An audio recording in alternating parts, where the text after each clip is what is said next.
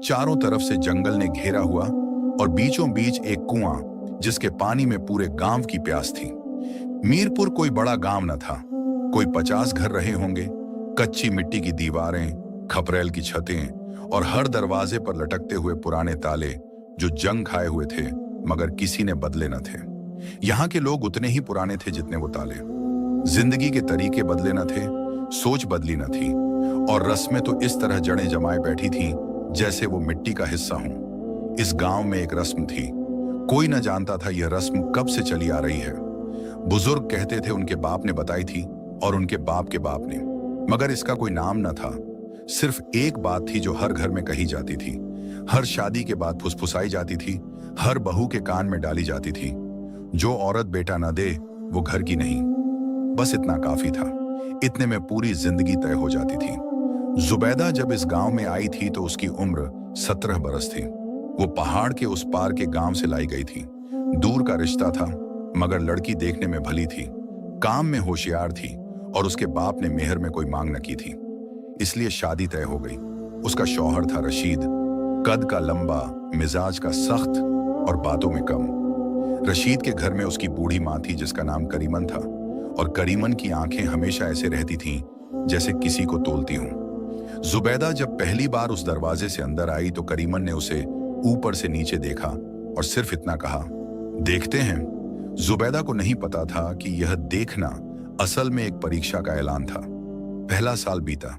जुबैदा के घर एक बच्ची आई। नाम रखा गया सकीना। आंखें बड़ी थीं, पेशानी चौड़ी थी और रोने की आवाज इतनी तेज थी कि पड़ोस की दीवारें हिलती थीं। जुबैदा को सकीना से बेपनाह मोहब्बत थी। वो रातों को उसे छाती से लगाए बैठती, उसके छोटे छोटे हाथ थामती और उसके माथे पर होंठ रखती तो उसकी आंखें भर आती थीं। मगर रशीद उस रात घर में ना आया। करीमन ने सिर्फ इतना कहा, लड़की हुई, जैसे कोई जुर्म हो गया हो। दूसरा साल बीता। फिर एक बच्ची आई। नाम रखा गया रुकैया।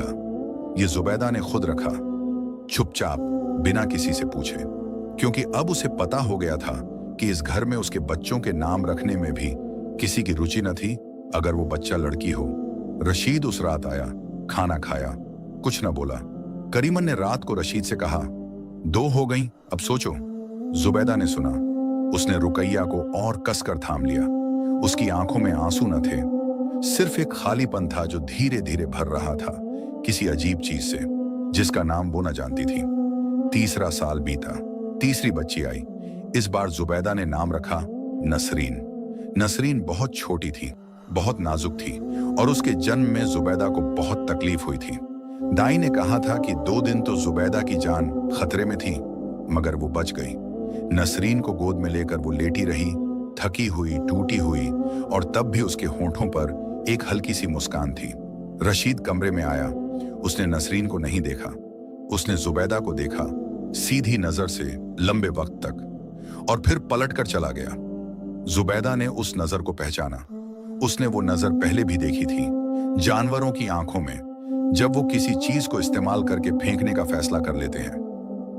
उस रात करीमन और रशीद के बीच जो बात हुई वो जुबैदा तक टुकड़ों में आई। 3 हो गई? हाँ। अब ये घर में नहीं रहेगी? हाँ। बस इतना, जैसे कोई हिसाब था जो चुक गया। अगली सुबह रशीद ने जुबैदा को बुलाया। वो कमजोर थी। नसरीन की पैदाइश को 3 दिन ही हुए थे, मगर वो उठी। उसने अपना दुपट्टा ठीक किया, अपने बालों को पीछे किया और रशीद के सामने आकर खड़ी हो गई। रशीद ने कहा, तुम्हें जाना होगा। जुबैदा ने पूछा, बच्चियां? रशीद ने कहा, सकीना की उम्र हो गई, उसे यहीं रखेंगे काम के लिए। रुकैया और नसरीन तुम्हारे साथ। जुबैदा ने एक पल के लिए आंखें बंद की। उसने सकीना के बारे में सोचा। वो बड़ी बच्ची जो अभी 5 बरस की थी, जो रात को मां के बिना सो न सकती थी, जो हर सुबह उठकर पहले मां का चेहरा देखती थी। उसने रशीद से कहा, सकीना को भी दो। रशीद ने कहा, नहीं। जुबैदा ने कहा, वो बच्ची है। रशीद ने कहा, घर में काम करने वाली चाहिए। जुबैदा की आंखें भर आईं, मगर उसने रोया नहीं। वो इस घर में बहुत रो चुकी थी, अकेले, रात के अंधेरे में, तकिए में मुंह दबाकर। अब आंसू न थे, सिर्फ एक दर्द था जो इतना गहरा हो गया था कि महसूस भी न होता था। उसने कहा, ठीक है।